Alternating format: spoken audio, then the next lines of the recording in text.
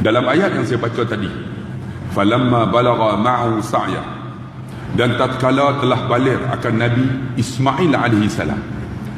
Baligh seorang lelaki biasanya umur berapa? 15 tahun, betul tak?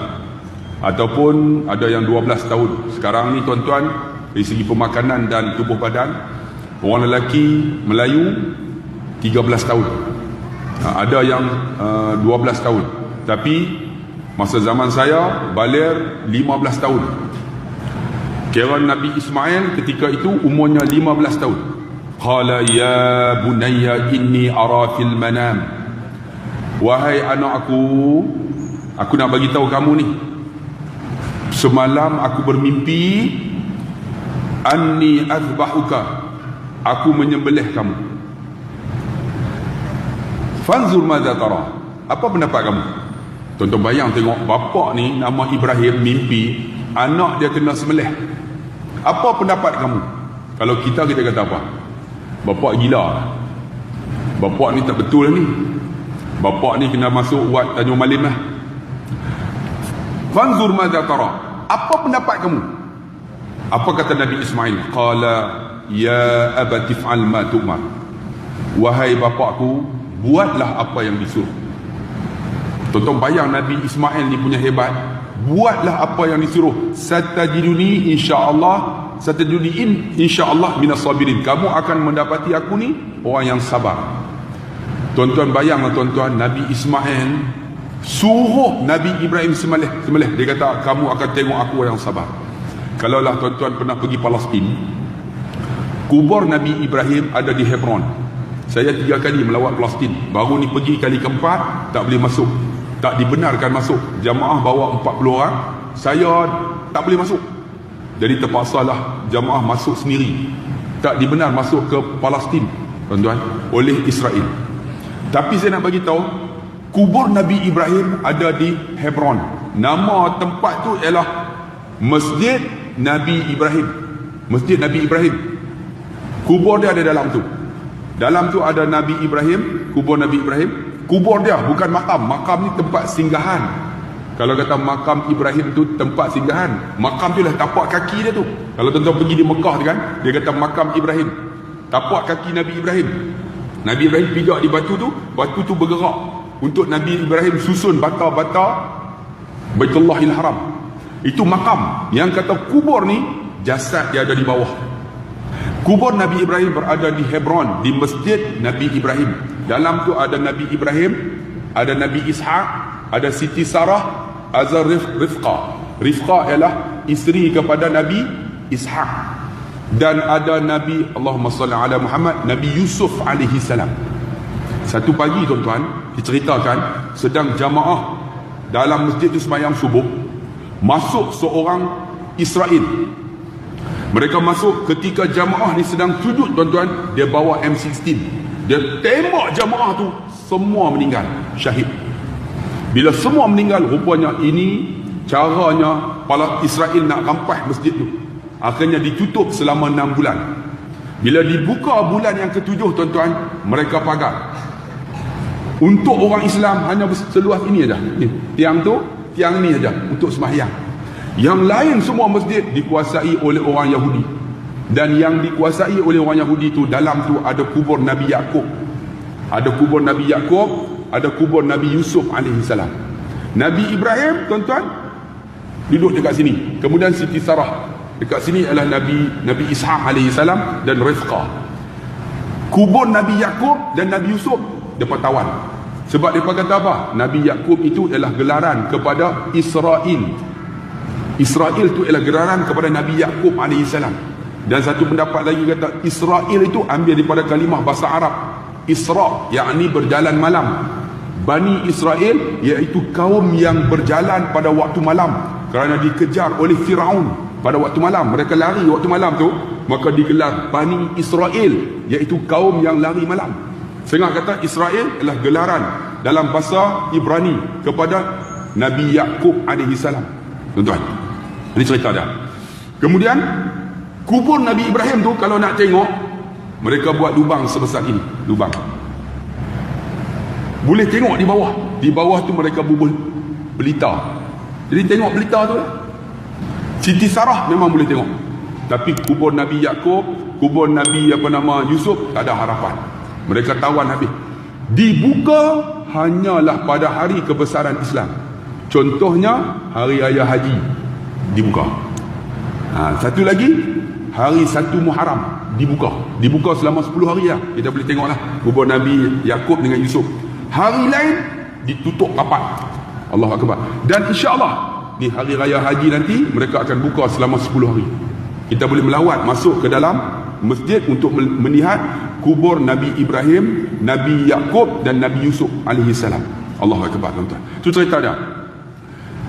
Apabila tuan-tuan Nabi Ismail nak disembelih, mereka pakat 2 orang. Tak nak bagi tahu sebab Nabi Ismail mak dia nama apa? Ini sejarah sikit ni. Mak Nabi Ismail nama apa? Siti Nurhaliza, kepala otak apa?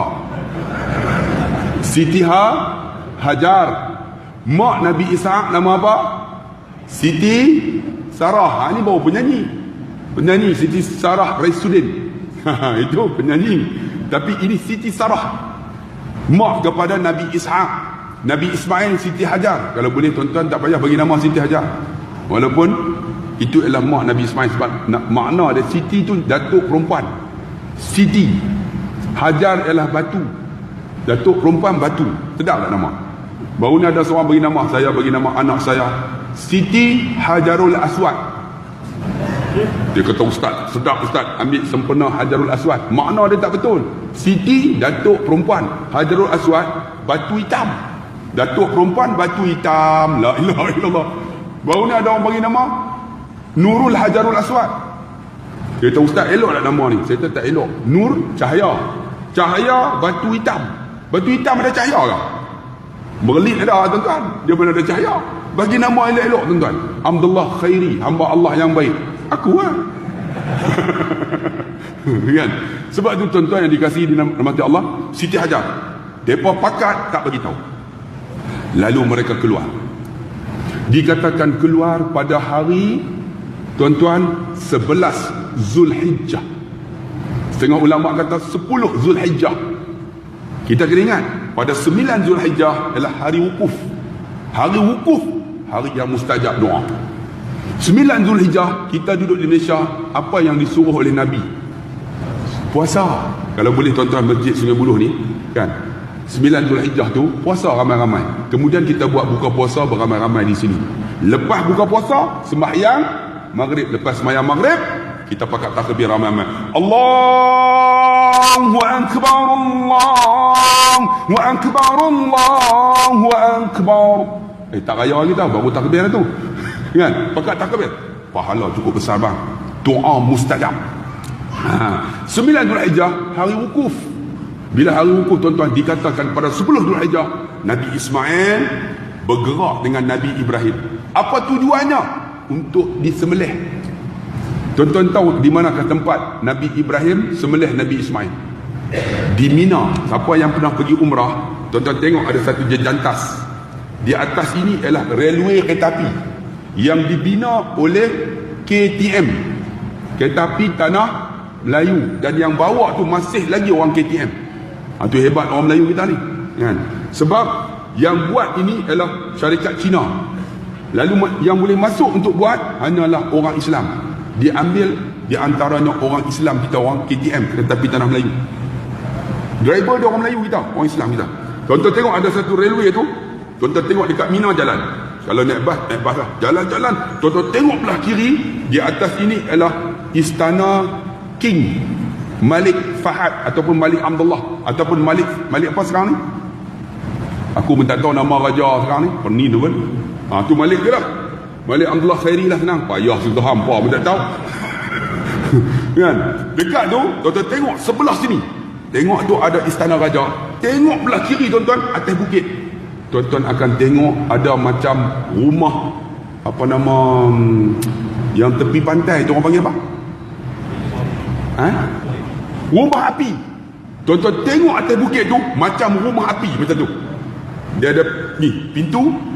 Itulah tempat Nabi Ibrahim sembelih Nabi Ismail. Sebab tu kalau siapa yang pergi dengan saya akan tunjuk tuan-tuan, tapi tak boleh naik lah sebab tinggi. Itulah tempat Nabi Ibrahim sembelih Nabi Ismail AS.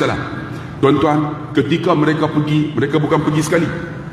Dikatakan Nabi Ismail pecah belah sini, Nabi Ibrahim belah sini. Siti Hajar tak diberitahu. Kalau bagi tahu tuan-tuan orang perempuan, boleh kita bagi tahu bini kita, yang nak pergi dekat sana nak sembelih anak. Muazzin dia sembelih tuan-tuan. Kan? Mesti tak bagi tahu punya. Depa pakat dua orang, kemudian pakat bergerak. Bila bergerak berasingan. Ketika berasingan tuan-tuan, datang syaitan yang namanya Iblis. Iblis ni tuan-tuan ialah gelaran kepada syaitan yang namanya Azazil. Nama sebenarnya Azazil, gelaran dia Iblis. Ambil daripada apa? Aba wastakbara wa kana minal kafirin. Aba tu enggan.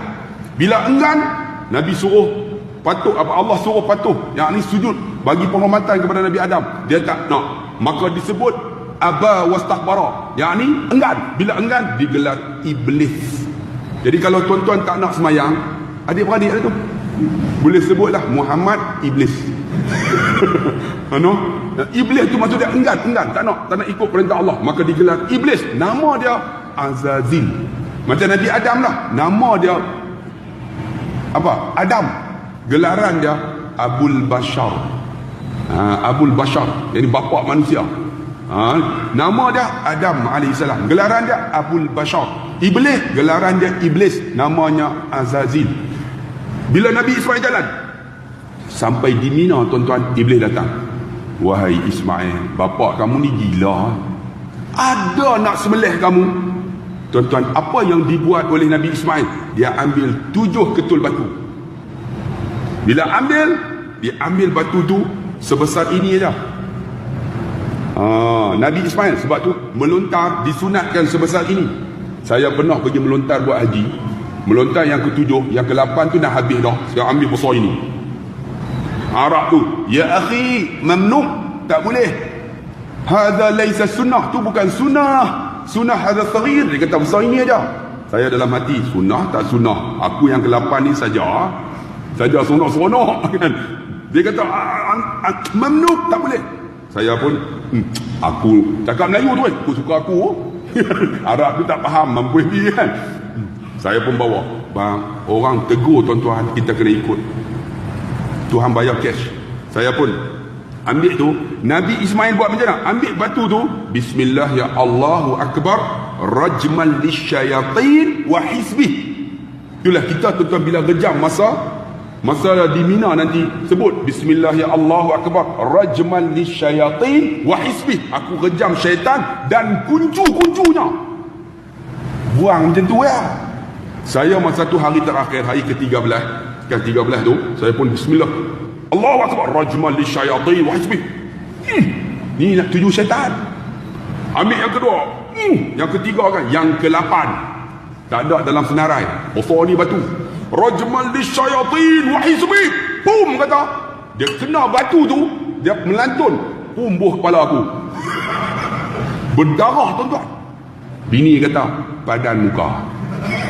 Bini tu tak mau dengar kata sangat. Tok Arab tadi kata dah, besar ni je yang abang ambil, besar tu buat apa? Tak nak tuju syaitan. Dia kata abang kot syaitan. Dia kata, oh tuan-tuan, sebab tu Nabi Ismail ni bila dia berjalan sampai satu tempat, dia ambil 7 batu. Tiba-tiba datang Iblis.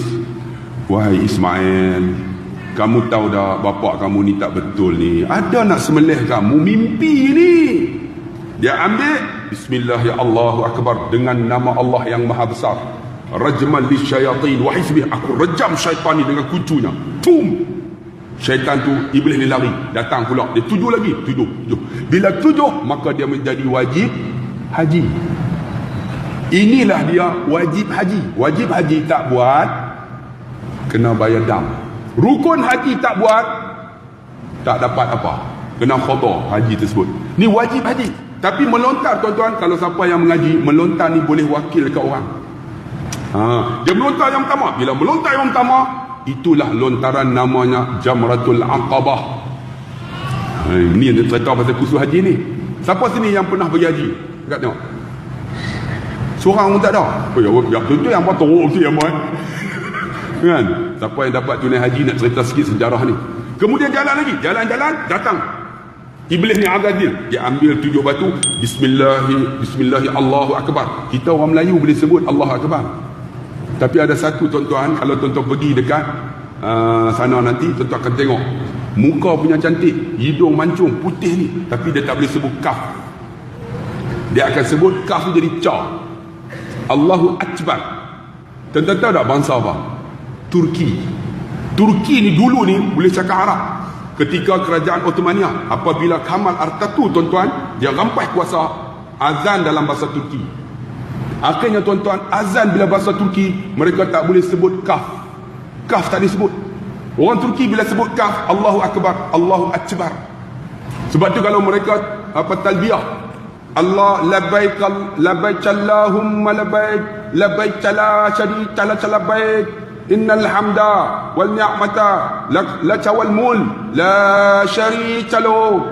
Calo habis balik tuan-tuan. Mereka tak disebut kaf.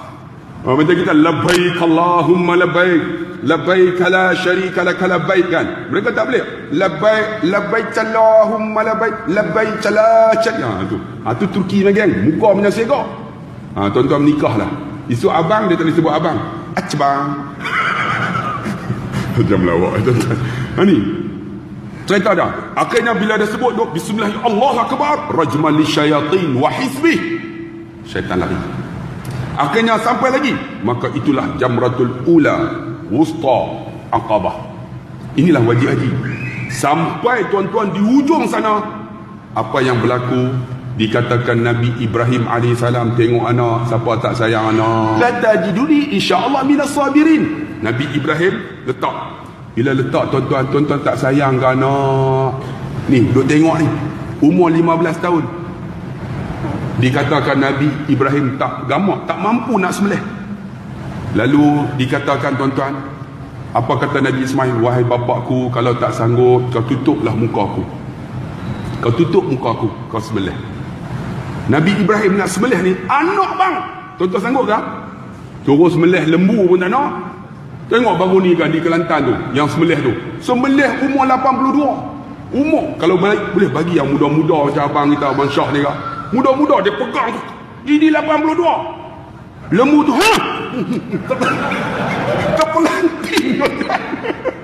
Ini bagi muda tu. Dia perlu tenaga bang. Ini umur 78. Sembelih lembu, terpelanting, lembu tak mati. Kalau boleh bagi yang muda-muda bang, bagi kuat pegang tu. Sebab dia nak sembelih ni, jangan tarik terus. Tarik sikit, tolak, bagi keluar darah. Kali ketiga, habis. Ni kita lembu tu, lepas teruk ni. Oh ni kadang kawan tu. Sebenarnya pisau pun tajam. Sebab ini sunnah Nabi. Tajamkan pisau ni. Kan? Tajam, tarik sikit, bagi dia luka, keluar darah. Tolak ke bawah. Datang. Habis. 3 lah. Ini kawan tu. Dia nak abang. Oi, teruk. Sebab tu, tuan-tuan yang dikasihi dan dirahmati Allah. Ni, Nabi Ibrahim tuan-tuan tak tengok Allah, anak bang nak sembelih. Apa yang dibuat Nabi Ismail kata, tutupkan muka aku. Kemudian hadapkan aku arah kiblat, sembelihlah. Nabi Ibrahim tengok, wahai bapa, kalau tak mampu, kau tengokkan muka kamu ke langit. Sembelihlah aku. Dipegang pisau, ditarik. Ditarik, tak jadi apa.